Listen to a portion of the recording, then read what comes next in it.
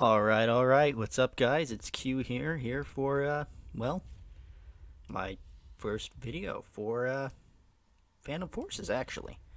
Due to some pretty positive support, I'm gonna be starting this, and I figured I would start off first with a really interesting concept. I'm gonna be running the AK-47 today, and I'm gonna be running it naked, for the most part. As you can see here, I'm running at hollow point, but for the most part, I'm leaving it bare just for a reference. Now, the way you know this is an AK-47, not an AKM, if we hop over to the AKM really quick, we can see some pretty big differences. I'll, never reset the attachments before, but you can see right here we got an AKM, AK-47. The big difference, between the weapons, visually speaking, is there's no strengthening ribs on the 47 pattern. And the reason for that is it's a milled gun, meaning you take a block of steel and you make cuts to make the receiver. And then you'll also notice it has no muzzle device. The muzzle device is pretty much blank. And another thing that you'll notice between the model and game is this has wooden furniture versus the AKM, which has a weird polymer bakelite looking. And as you can see here, if we zoom in, you can see those little strengthening ribs because the receiver of the AKM is actually stamped. So basically you take sheet metal and stamp it into place. But today I want to talk about the AK-47 and really what it was meant to do and what it actually turned into. So Mikhail Kalashnikov, sorry if I butchered the name, was a young tank officer, if I remember correctly. He might have just been a tank crewman. But basically he had been designing small arms throughout the Second World War. And what the Soviets were looking for was, well, the Soviets adopted AK-47, not that, but submachine guns were really prevalent. They found them very helpful because you could arm lots of troops with lots of submachine guns. Power at your disposal. A lot of firepower, that is. The main problem with this concept is the 7.62x25 Tokarev cartridge, which is what they were using at the time. While a decent pistol cartridge still didn't exactly have the range they really needed. Because, yeah, a PPS H41 or a PPS 43, it works great up to, say, 100 meters. But beyond that, you're really going to be struggling to do much. And so they approached the predicament of an assault rifle from the opposite end. From the opposite ends that the Germans would later do, or the Germans did with the Sturmgewehr 44. That was sights. But, and what they, well, the thing about an assault rifle is it's a compromise between a pistol cartridge and a full power rifle cartridge. I'll use, Russian cartridges, for example. So the 7.62x39, which is what the AK-47 would come to use, is a compromise. It's a compromise between something as powerful as 7.62x54 Rim, which was their standard rifle cartridge, and it still remains to be, it still remains as it.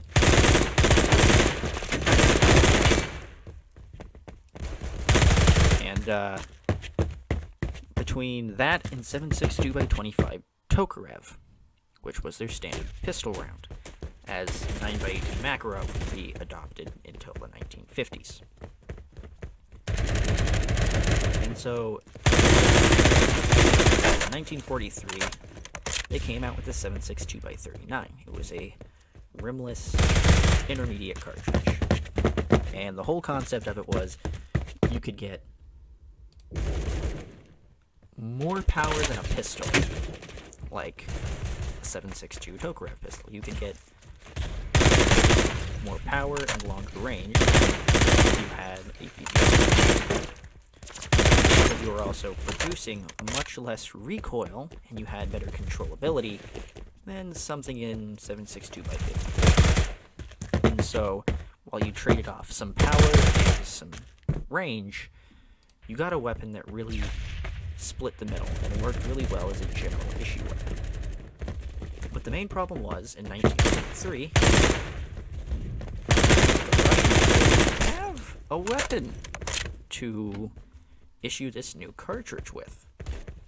Now, it was the SKS that was developed alongside this, and the SKS wasn't meant to be an assault rifle. It was meant to be the USSR, the Soviet states, Soviet Russia, whatever you want to call them. It was meant to be their new standard infantry rifle because it was supposed to replace the SVT-40 because while it did have less power, it was easier for your average troop to pick up and fire and keep control. Because yeah, you can do some decent firing with an SVT-40, but the main problem you run into is the amount of recoil in 7.62 by 54. It produces more recoil than 308 or 7.62 by 54, and it's a pretty powerful rifle cartridge. It's no slouch of a cartridge, and that much recoil in a semi-auto rifle.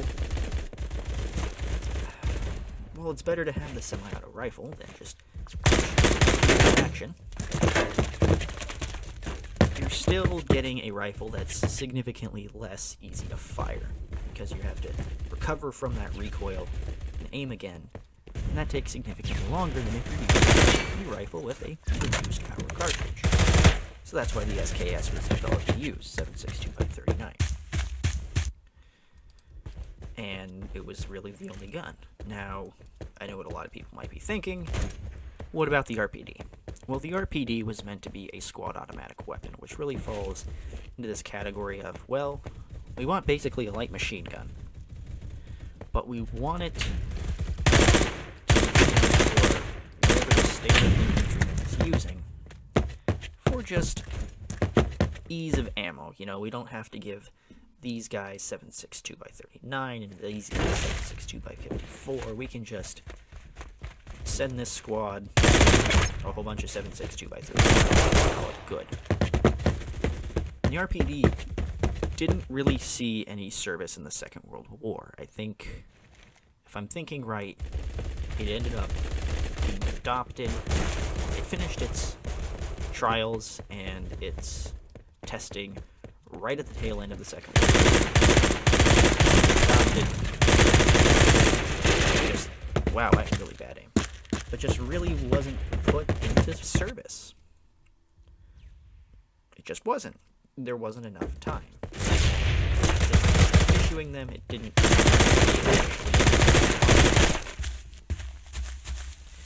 And so, after the Second World War, everyone had seen how well Germany did with the Sturmgewehr 44, or STG 44, or MP43, MP44. They saw how effective this was. Now, a lot of people, like the well, it wasn't really a lot of people. Most countries looked at this and thought, that's a really good idea. That's a really good idea. We should copy that. We should do something like that. And so countries all over actually started tasting. Yeah, they started tasting the cartridges. They would just stick it in their mouth, have a nice snack. They started testing the cartridges, specifically 8mm Kurz, which is 8 by 33, which is what the Sturmgewehr was chambered for. Now, really, it's 7.92, but we call it 8, which is 8mm Mauser. We just call it that because it's pretty close. And so, having tried their own cartridges, we would also test 8 Kurz, because there was still 8 Kurz ammo left over. There was still equipment to make 8 Kurz ammo, casings, bullets, everything. And so they figured, you know, we have this chance, why not take it? We can actually maybe take this cartridge and improve it with our own ideas, and bam. Well, the problem really came with NATO, and push came to shove, United States did not want an intermediate cartridge. They figured, well, if this cartridge works really well like this, if we use a full power rifle cartridge, we'll do even better, because it'll be more powerful. Well, United States ended up pretty much being wrong, and the M14 was a pretty much was a slouch of a rifle. It wasn't a bad rifle. It just didn't fulfill the role that it needed to. Now, the Russians, and pretty much everyone else in the Warsaw Pact, which was, the Eastern Bloc, Russia, Czechoslovakia, Serbia, Poland, all of them, was basically their response.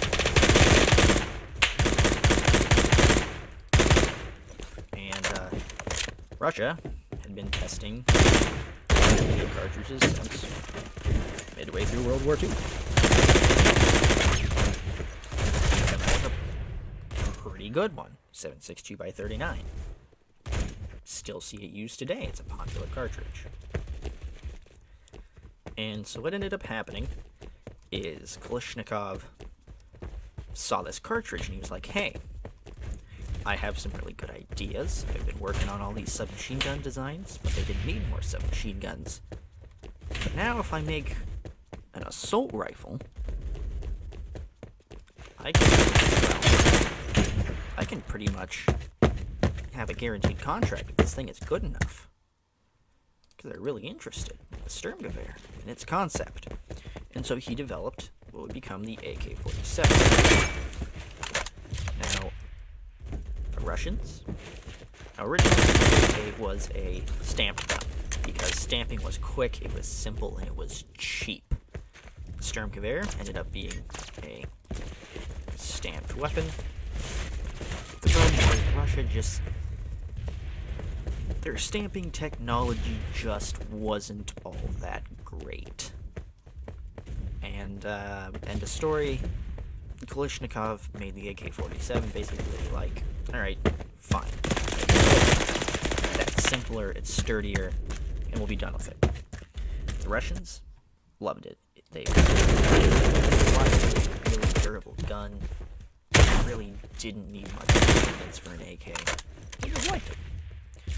But the thing was, they weren't looking for an assault rifle. The concept that Germany was. Germany was looking for a rifle to replace all of their Kar 98s with. A rifle that you could issue to every soldier, and it would be an all-around great rifle. Well, Russia wasn't looking for that. They were looking for a submachine gun. Basically. Now, I'm not saying they were looking for another pistol cartridge firing weapon. They weren't. They were looking for a weapon that you could use how you would normally use a submachine gun, as a fast assaulting role. You have some guys with submachine guns, a few specialty guys, and they would lead the charge with their fast firing weapons and just hose down a room if they needed to. And then you'd come up with the guys in the rear with their standard rifles, and they would do what they could, but for the most part, if you were in an enclosed space, you were letting the submachine gunners do most of the work. Now, Russia looks at the AK-47 and they're like, you know what? This is a good weapon. We like this.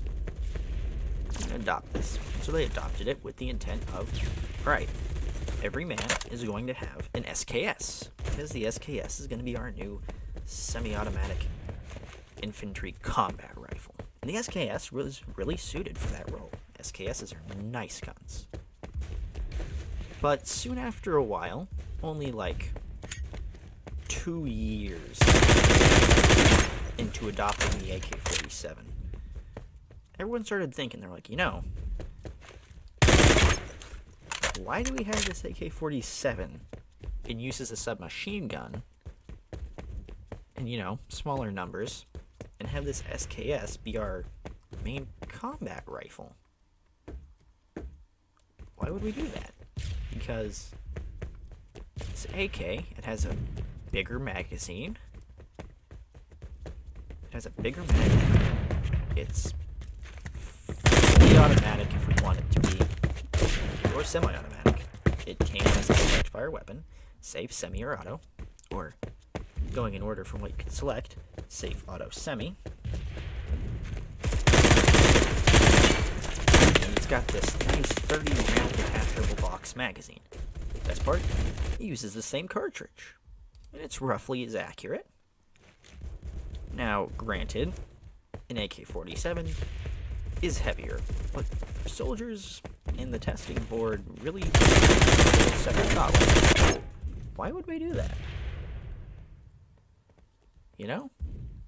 We have a weapon that's pretty much in every way better suited for this role than what we're going to be using it for. And so, they scrapped the SKS, basically said, alright, well, we've already produced a lot of these. We'll keep producing them for a while. And they did. And we'll use it as a, rear line troop weapon. You know, the guys that aren't going to be seeing a lot of combat and need a really light weapon. They gave, basically, how the M1 carbine was issued, the SKS would end up being issued. Rear line troops, truck drivers, stuff like that, they gave them a nice, light, semi-auto carbine. They gave everyone AK. For the most part. They were still using submachine guns like the PPSH and the PPS-43 because, well, some people like these fast-firing little light submachine guns. But for the most part, everybody was using AK-47. And so, really, it's kind of interesting to think that the AK-47 initially was supposed to be kind of like a special purpose machine gun. And that's kind of a weird thing to think about. That would be like, for us Americans, in World War II, we have the M1 Garand, and then all of a sudden, we find this M1 carbine, and we're like, hey, this works pretty great. Let's just give these to everyone. Might have actually been. Carbine was pretty nice. But that's a story for a different day. So the AK-47 really started life tactically and effectively to be a submachine gun. It was adopted. Then it came about to be used as a full-blown assault rifle. They came at the they came to the problem of what do we need to make this assault rifle thing from the Germans, or Germans did. But they came to the same conclusion. A universal assault rifle for everyone. So now that we've got the history all locked away there for you guys, let's talk about how the gun actually handles in game. One of the things that an assault rifle provides over a battle rifle, like an FNFAL, an M14, the G3, is you have better controllability when you're using this weapon, because the cartridge is lighter.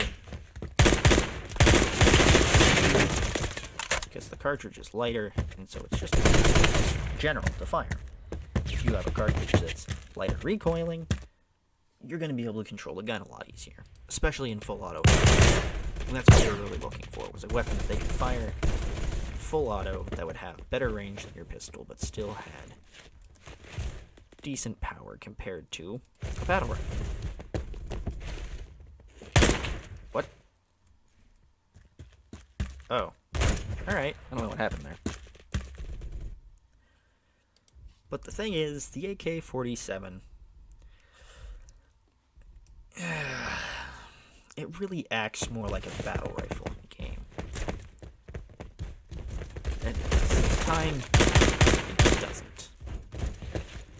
The AK-47 in game is pretty much notorious for pretty rough recoil. It's got some pretty good vertical recoil, and it's got some pretty good horizontal recoil, which is side to side. I can give you an example right here. Shot. Okay, maybe I won't. There's a guy with an intervention with a ballistics tracker, so maybe I won't. Ugh. Oh, jeez. He's gonna kill me. Oh, get away, get away. Get away, Smelly. Get away, Smelly. But, hey. Back off. I'm trying to do something.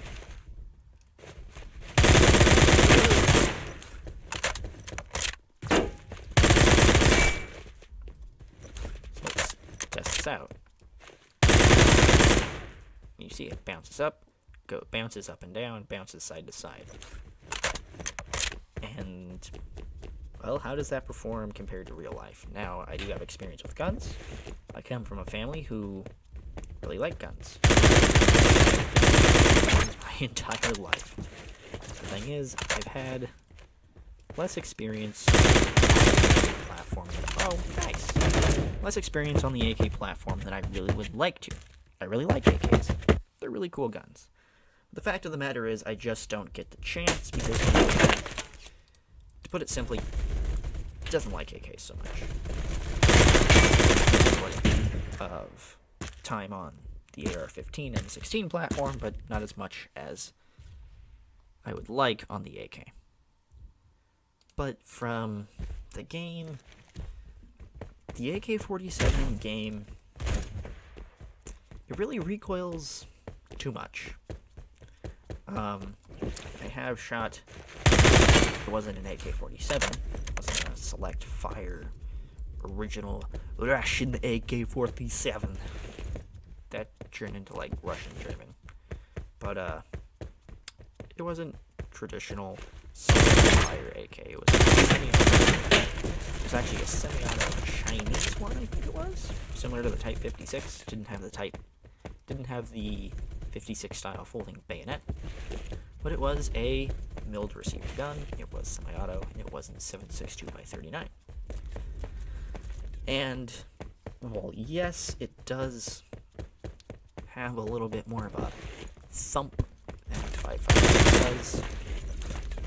It's not as much as it's really portrayed in the game. You could pretty easily hold it down, but even in semi-auto in the game, the gun bounces a lot. And that's just, I don't know. It's not exactly realistic. Now, an AK will have muzzle rise because it doesn't have an inline stock, and that just is more prone to letting the muzzle rise because recoil goes back, and since your shoulder is here, recoil follows the path, and so it's going to rotate back. Compared to, say, M16. Keep doing that. Barrel goes all the way through, straight into the stock, your shoulder's here, goes straight back, and so you're not going to get really much muzzle rise if you're using it properly. So in game, it's higher recoiling, and I would say it does more damage than it realistically would. It does more damage than the Scar H, and barely less than the AG3, which are both 7.62x51 NATO guns. And they're producing a lot more than 7.62x39 will. And yet, they're doing roughly the same damage? I don't think so. In my personal opinion, I would have balanced the AK-47 and the AKM, for that matter, differently. Yeah, I would have given them higher damages because of their low fire rate, but I wouldn't have made it, well, I wouldn't have made it 42 to 30. I would have done maybe, I don't know, 37 to 25. And for the AKM, 35 to 27. You know, pretty much following the path they did. One does 2 more damage up close, one does 2 more damage at long range. but it would still do less damage. And of course, I also think the battle rifles do a little bit less damage, but that's just me. Appearance, as we already discussed, it's pretty correct. Now, the safety lever is all the way down in this, which would mean it's in semi-auto, because when the safety lever, when it's all the way up, it's on safe. Locks the bolt, it locks the trigger, and it makes it to where the bolt actually gets cycled back, because it covers that little gap in the receiver.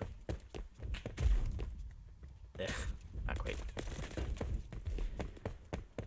And if you click it down once, you're on twice to the bottom, you get semi-auto.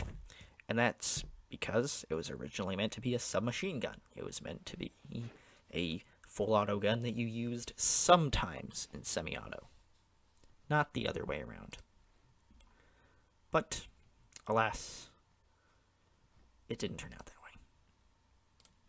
Now, I actually have a Cherry Blossom skin from the Core 5 box, which is really cool. And if you guys didn't know, I keep my skins off because it allows me to kind of make my guns, instead of having weird skins on them, I can just have them be a neat color. But I don't know how I feel about a white furniture AK. But anyways, that's going to wrap this up. So, to pretty much TLDR, the AK, in-game, its appearance, pretty spot on. I didn't really see anything wrong with it, other than the fact that Roblox and what you're limited to by parts and meshes really limits the gun. But for what it is, it's a pretty much perfect replica of your standard Russian AK-47, that is. The history, we went over that. And then how it operates in the game, it's more powerful, both in than you would see on the AK-47. I almost forgot, holy moly. The AK-47 is also a middle gun, so it weighs more than an AKM. So, by logic, it really should be recoiling more than the AKM, but that's not the case. AKM actually has better recoil statistics. But anyway, so both AKs, AK-47, more recoil and more power than they really realistically would, but this is game balance. This is not real life. I think that overall, Stylus did a really good job of implementing the AKM and the AK-47.